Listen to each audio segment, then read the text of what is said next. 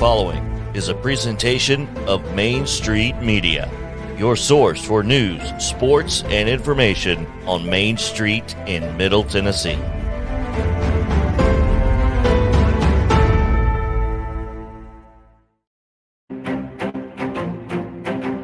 Welcome into Main Street Preps this week with Russell Vanozzi and Tyler Palmatier covering high school sports all across Middle Tennessee. Now, here with your host, Tyler Palmatier and Russell Vanozzi. Hey, everyone, and welcome back to another episode of Main Street Preps this week. I'm Russell Vanozzi, joined as always by Tyler Palmatier, and it's not officially spring yet on the calendar, but for high school sports purposes, it is very much the spring season. I know, Tyler, we've both been able to kind of get out and see a couple games here and break out from the basketball gyms and kind of get some fresh air. And it's been really nice on my end. What about you? I had a pretty cold baseball game. So, really the rule of thumb is kind of you don't want to cover a baseball game that starts after 4:30 until about May 1st, probably. Yes. But no, I'm just kidding. It was pretty cool over there at Brentwood Ravenwood last week. But no, is it not spring already, Russell? I thought first day of spring already happened. It may have actually. Well, this is embarrassing. I'm just curious. Yeah, no, I thought somebody was making a big deal about the first day. I thought it was. Really? Okay, I thought it was more like April 21st or something, but we'll do some research. We'll get back to it at All the right. end of Somebody the needs show. to We'll figure out maybe what JP season we're can actually in. Yeah, maybe JP can fact check us here because dates and days of the week are pretty inconsequential to us at this point. It's all just one big block of time. But That's right. anyways, we've got a fun show lined up today. We're going to talk to Donaldson Christian Academy baseball coach John Berti. His team's off to a great start. Then we're also going to dive into a discussion about the official shortage that's going on here locally, and really it's a national problem too, Tyler. So we're going to try to just kind of diagnose some of the issues there and maybe what could be done to eradicate some of that. So without further ado, we're going to bring in John right now, who joins us via phone. John, you doing all right? Yeah, good morning. March 20th, official day. There you go. For spring. There we have it. March 20th, John says. I got my computer in front of me, so it's not. Yeah, I had to look that up. We appreciate your help, John. Yeah, so I was totally off on that. That's my mistake. So I'm 3 weeks behind. March 20th was the first day of spring. Thanks to JP and John for that. But John, you guys are off to an 11-4 start here through the first 3 weeks of the season. What do you just make of how your team's playing so far in the early going? So far we've done pretty well. I think we've battled some inconsistencies both on the mound and defensively. I said from the get-go that we're going to have to win games 5-4 and 3-2. We don't really have a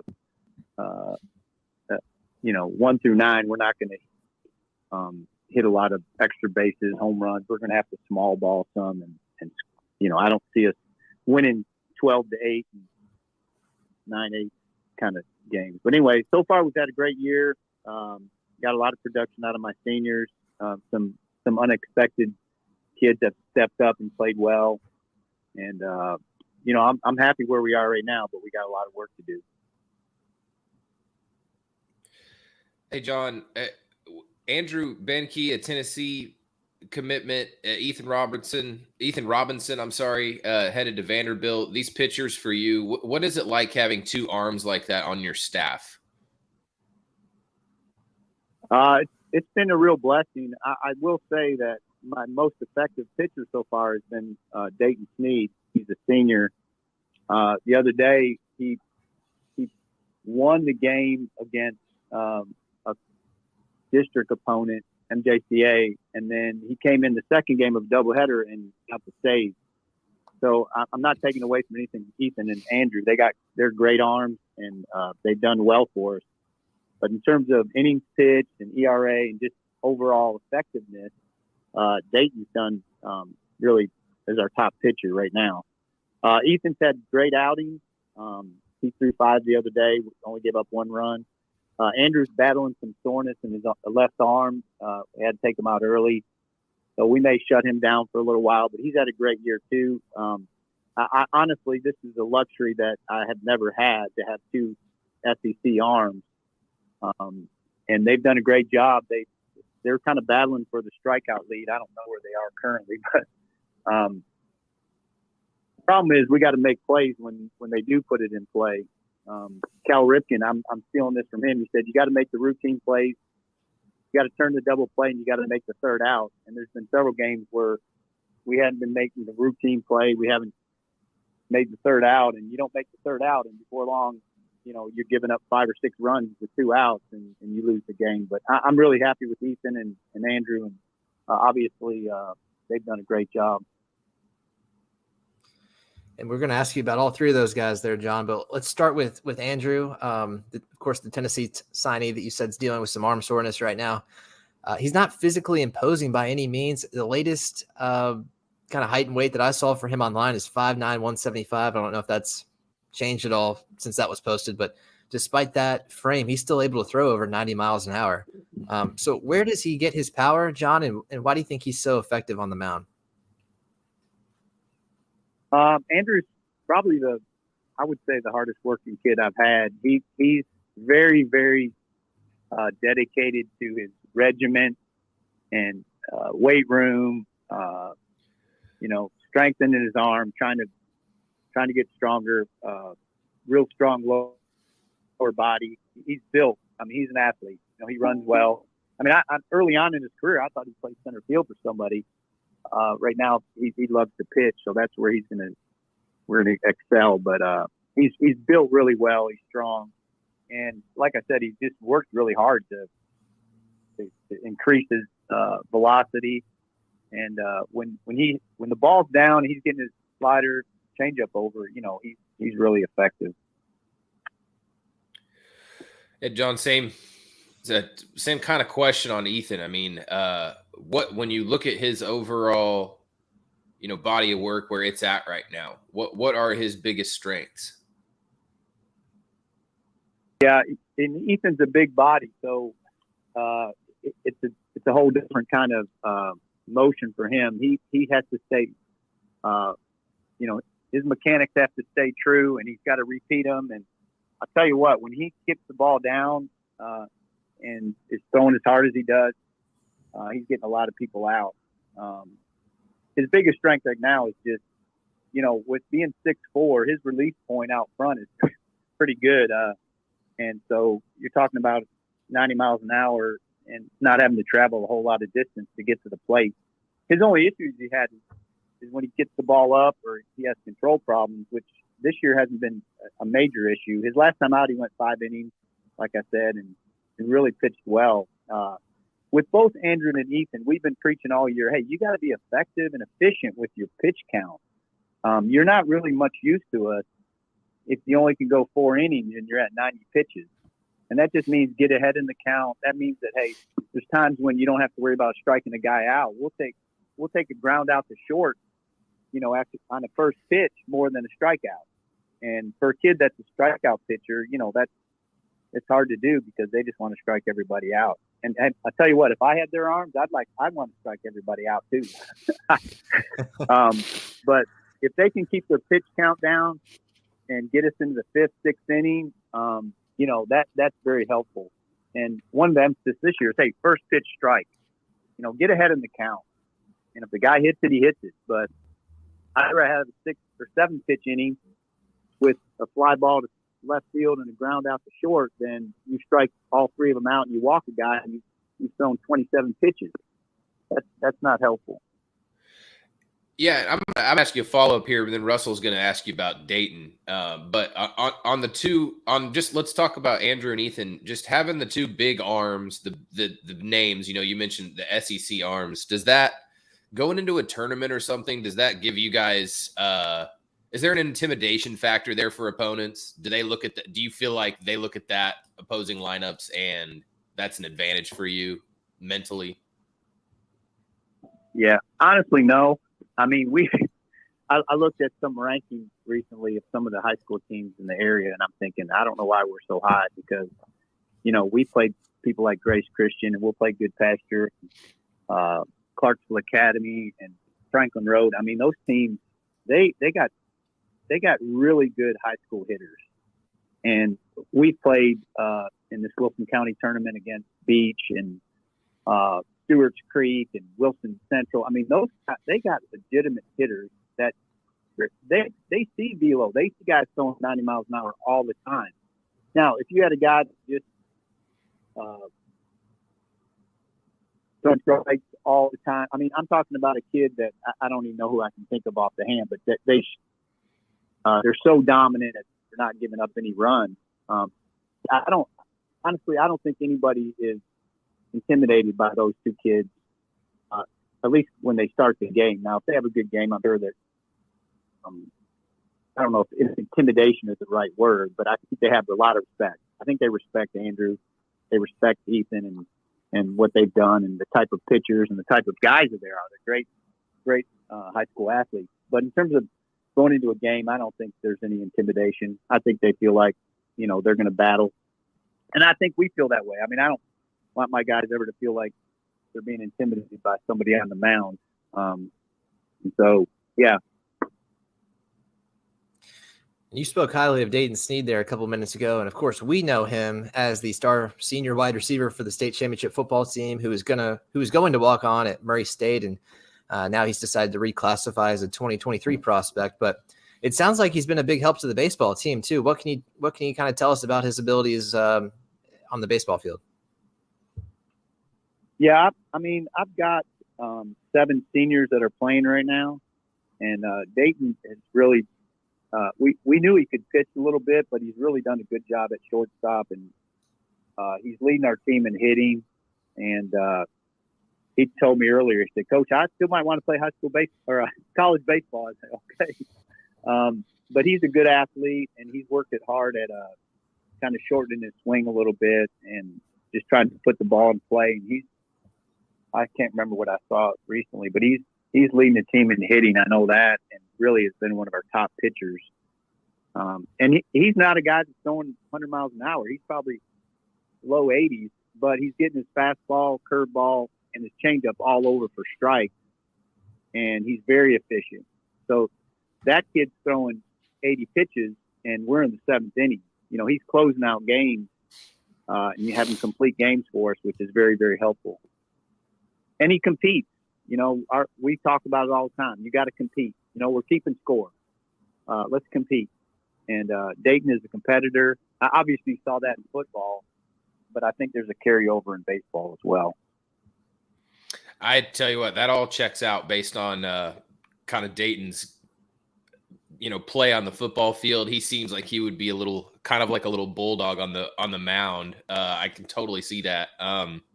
When you look at your group your pitchers as a group, John, like you kind of mentioned possibly, shutting down either Andrew or Ethan earlier, how much care goes into pitchers' workloads at this point in the year? When do you really start dialing in the monitoring, or, does it happen all season long? And what's kind of your method for keeping track of all of it?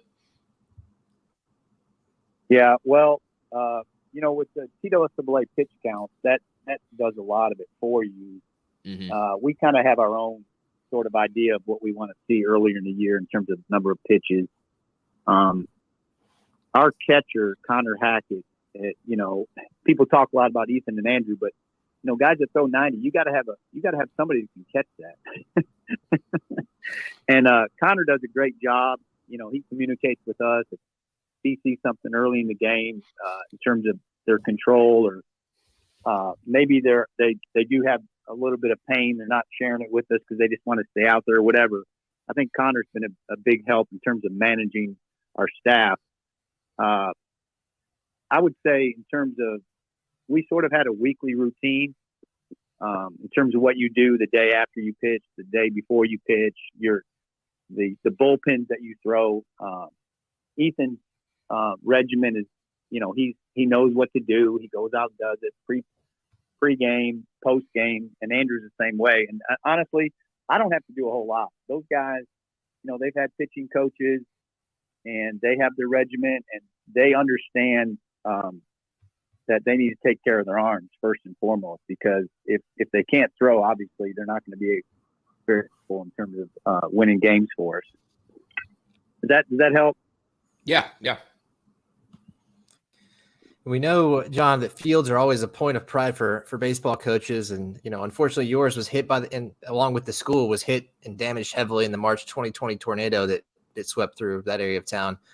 What was the recovery process like of kind of getting everything back together? And where's your field now? Are you guys back to 100%?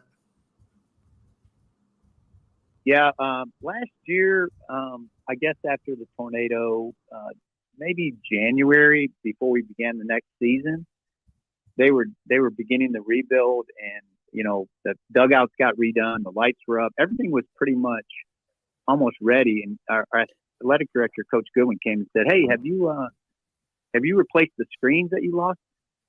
Like, no, I didn't know I was supposed to. He says, "Man, you better get busy." Well, I'm telling you, I've never had so much fun. I thought it was Christmas. I mean, within about 2 or 3 weeks, I ordered. Can't even begin to tell you how many screens, and because all of it was replacement stuff that we got insurance money for, and I had to get it done. So we now have everything in place. We finished this past summer. We got our bleachers put in. There's a few tweaks here and there, but it is back and running, and it's better than it ever was. The quality of the types of things that we replaced, and just they built the dugouts nice, and the field itself is wonderful. I couldn't be happier about the way it's turned out. And you hate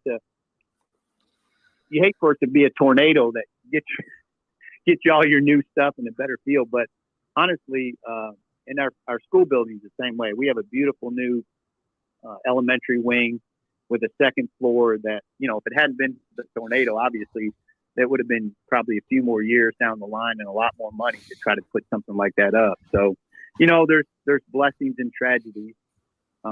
Somebody asked me, I said, yeah, we don't do fundraisers at DCA. We have floods and tornadoes because, we had the flood, and that we had to replace, we got rid of all the portables behind our building. And then this tornado took out all our current or our most recent portable buildings, and so now everybody's in a permanent structure. So that's great. So we've been blessed as far as that goes. Well, that's John. I'm glad you guys have bounced back. Hey, one more question. We're gonna get you out of here. I'm not gonna ask you for your red sauce recipe because you mentioned you might have one. Your dad Silvio may have had a really good one. But I was curious, who is somebody on your lineup that gets overlooked? Who's the X factor to DCA's baseball season this year? If it's somebody, if you had to look up and down the roster that we haven't talked about, who is that? Yeah. Well, I have a couple other seniors. Gage Farrar is our 3-hole hitter. He plays second, and then when Dayton pitches, he plays short. He's a great leader for us. Obviously, Connor is having a great year. He's having a great year swinging the bat. He's driven in a lot of runs, and he handles our pitching staff. And it's not easy catching those guys, I'll just tell you. I think he's another one that deserves a lot of credit. Other than that, we have guys that are just playing major roles, up underclassmen. But Dayton and Gage and Andrew, Connor, those guys are really carried a lot of our load. I do have a sophomore that really hit well. His name's Stephen Alton.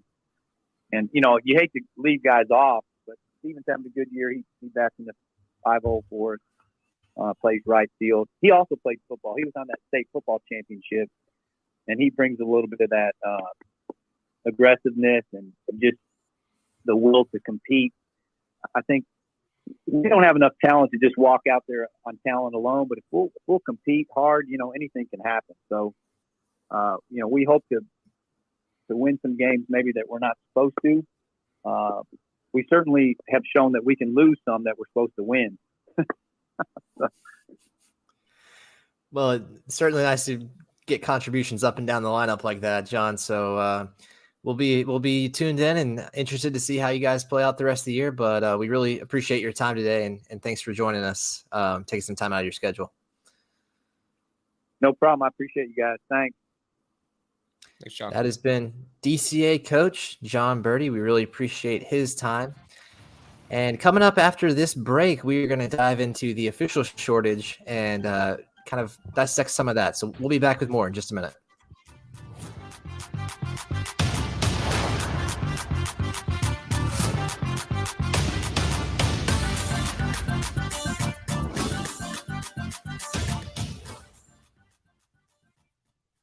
Mid-Tennessee Bone and Joint treats your orthopedic injuries and existing conditions. Our trained physicians will get you back in the game faster. Contact us at 931-381-2663 or www.mtbj.net.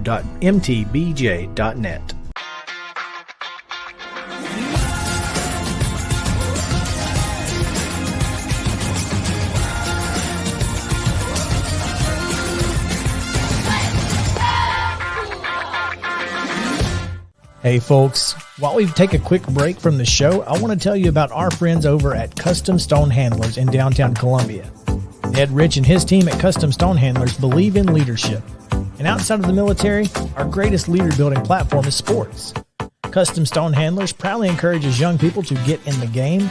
You can contact them today at 931-490-4990 or visit CustomStonehandlers.com. Jones & Lang Sporting Goods here in Columbia has been outfitting teams, officials, and anybody else from T-ball to college for 50-plus years. Be sure and check them out at 931-388-8060 or online at jonesandlang.com. Jones & Lang Sporting Goods, the look of a winner. Zion Christian Academy, ZionEagles.org or 931-388-5731. You can schedule your appointment. Go tour their campus. It is beautiful over there, and you're definitely going to want to see it. Again, it's ZionEagles.org. Give them a call, 931-388-5731, and schedule your tour today. Are you an enthusiastic sports fan? Want to have fun and get in on the action? Heck yes, that'd be awesome. Have great attention to detail? Want to stay active? Definitely. Want to give back to the student athletes in your community? Obviously, yes. Then you'd make an excellent high school sports official.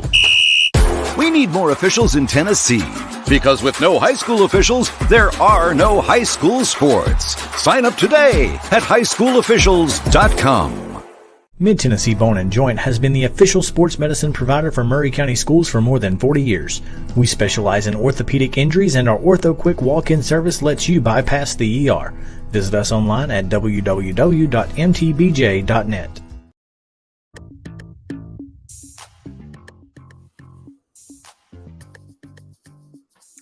And we are back. Thanks for sticking with us through that trial commercial break that we just had there. Feels pretty official to have that. But Tyler, we got to talk about kind of an important issue here that's facing high school sports, not only in the Nashville area, but really just across the country right now.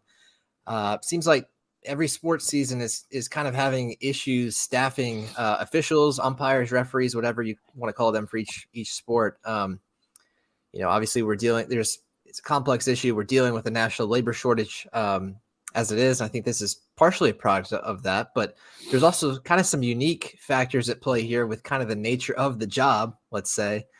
And, just last week, a Page softball game was canceled due to a shortage of umpires.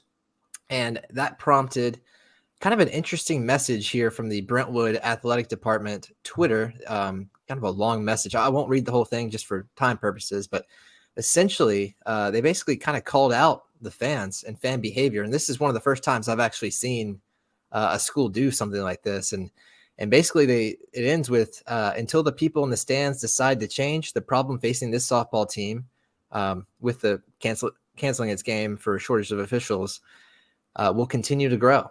So this is kind of putting some words to a problem that you and I have both witnessed, Tyler, that fans are just behaving badly at some of these games, to say the least. And it seems to be contributing to people not wanting to come out and work for a couple hours a night and call a game. Yeah. Well, let's kind of preface all this by acknowledging that this shortage, if you will, is not necessarily really new. As far as I know, going back to even, I'm not from around here, but I know that people have been complaining about the, not being able to find officials for like over 10 years. I mean, it just depends on where you're at, but this is not a high paying job. It's, unless you just really love sports, it's not particularly fun. It's not quick, easy money. It's a passion job. It's a job if you have time for it and you need a little bit extra money, you can fit it in. If it works for you, it works for you. It's kind of a niche job, if you will, anyways. But the shortage has been going on. This is not just cropped up. I mean, last year we wrote about I just had it pulled up. I'm trying to Doris Armstrong. He got COVID. He's a longtime TSSAA baseball official. Got COVID and somehow made it back to umpire. But I mean, he said last year, look, we lost guys because of COVID or during that COVID break, and they have not come back. That's a big thing. It has to do with a labor shortage too. As you mentioned, people are finding different ways for income that are not spending 3 hours at a baseball game that won't end, where you just get your head bashed in by fans. As you mentioned, I would say the fans thing is sort of like, you don't get hazard pay for this. You don't get hazard pay for that. It's the reason why your favorite fast food restaurant right now, it takes 30 minutes to get your order, because no one wants to work there because people don't treat them very well, frankly. I mean, they make a little bit of money, but sometimes the public is not very nice, and there's no extra compensation for that. It's just, I think that it's a passion job, and it's not a job that's got any easier over the last few years for sure. And I don't know that anybody's doling out raises or mileage to these guys to do it. So I don't know where that rant began and ended, but I guess bottom line is like, I don't think it's a new problem. I think you're totally right. It's not going away.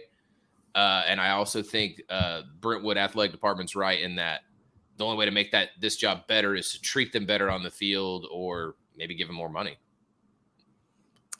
Yeah. And, like you said, it's interesting too, because obviously it's always been kind of a hassle. I'm sure that's not a fun job to schedule umpires and officials and to try to figure out the puzzle of where everybody needs to go and make sure they get there on time. I would not want to be that person at all, but it definitely, with all these kind of economic factors the last couple of years, the fan behavior, it does seem like the problem is getting worse, to the point where, I mean, now we're talking about having the TSSAA moving, when they already have moved a number of football games to Thursday night. Now, in the past, there was Thursday night games because of fall break. Maybe a team wanted to, have a special game, or that's the only time they could meet. Or, so I remember there were several Metro games last year, specifically a couple of Cane Ridge games I covered, that they had moved that to Thursday, in part to make sure they had quality referees to do the game. So it definitely seems like it's something getting worse. And you're totally right. Like, think of all the new ways in the last 10 years that there are to make money sitting at home. You can invest in cryptocurrency. You can make a YouTube channel. I mean, there's all these different ways. I remember my first ever job when I was in high school was a basketball scorekeeper at the local Parks and Recs games, right? And I'm sure some of the umpires or some of the officials were also maybe college kids, high school kids. And because that was at the time, we were coming off the Great Recession. I mean, there were very few jobs to be had for teenagers, especially ones that were going to be flexible with your schedule. I remember having to go all over town to try to find my first job, and I basically got rejected by everywhere. It's pretty deflating getting rejected by like Target and Publix and everywhere else. So I was a basketball scorekeeper for a while. And as a high school kid, I mean, a college kid, whatever, a young person, you don't even need to do anything like that now. I mean, you can make money off your Instagram. You can make money off cryptocurrency. I mean, there's all these other things that, why subject yourself to, like you said, ridicule and parents screaming at you, even down to the little league level. I wouldn't want to be an umpire. I mean, you've got parents behaving badly at those games. So I don't know that there's an easy fix to this issue, Tyler, but it definitely seems like the factors the last couple of years have compounded the issue. And now we're really feeling the hurt here with games canceled and moved around. And I'm sure those schedulers are just having one heck of a time trying to make sure that all these games get off with the right number of umpires. Yeah, pay them more, treat them better, or both. I mean, that's the only way to keep anybody in any job, Russell. Yep. And hopefully there's some parents out there that can do some soul searching and realize that, hey, This is not professional sports. These are not professional umpires, and maybe we can give them just a little bit of grace. That'd be nice. But with that, Tyler, unless you've got anything else, I think that's going to probably do it for us for today. Sounds good, man. We'll hit it next week. All right. Thanks for joining us, guys, and we'll see you back next time on Main Street Preps This Week.